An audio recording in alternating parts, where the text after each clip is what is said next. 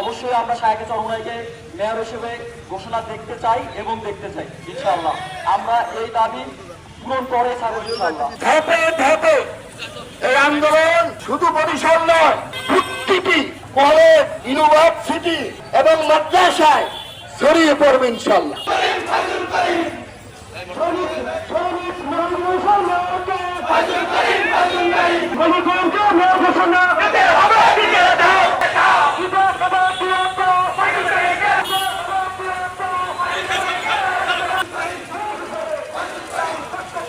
বিগত দুটি নির্বাচনে অংশগ্রহণ করে দুজন মেয়র হতে পারে, তাহলে শায়েখে চরমনাই কেন নয়?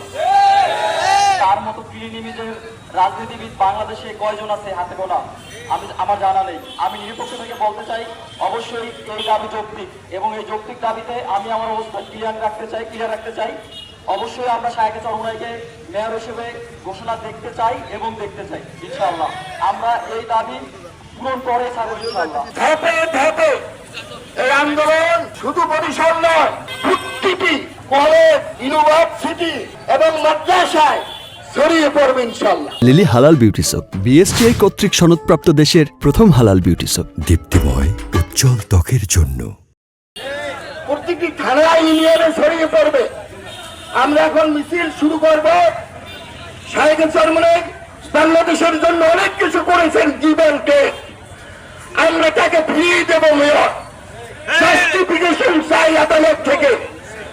এটা যদি না হয় তাহলে বৈষম্য বিরোধী ছাত্র আন্দোলন যে আন্দোলন করেছিল সেই রকম আন্দোলন সারা বাংলাদেশে চলবে ইনশাআল্লাহ।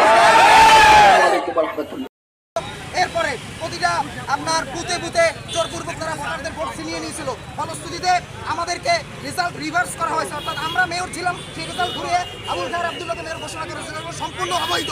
তাই আমরা এই কোর্টে মামলা করেছি যাতে বরিশালের জনগণের দাবিতে শায়েখে চরমনাই মুফতি শহীদ মোহাম্মদ ফয়জুল করিম তিনি কোর্টে মামলা করেছেন। ইনশাআল্লাহ আমরা বর্তমান অন্তর্বর্তীকালীন সরকারের কাছে ন্যায় বিচারের প্রত্যাশা করি।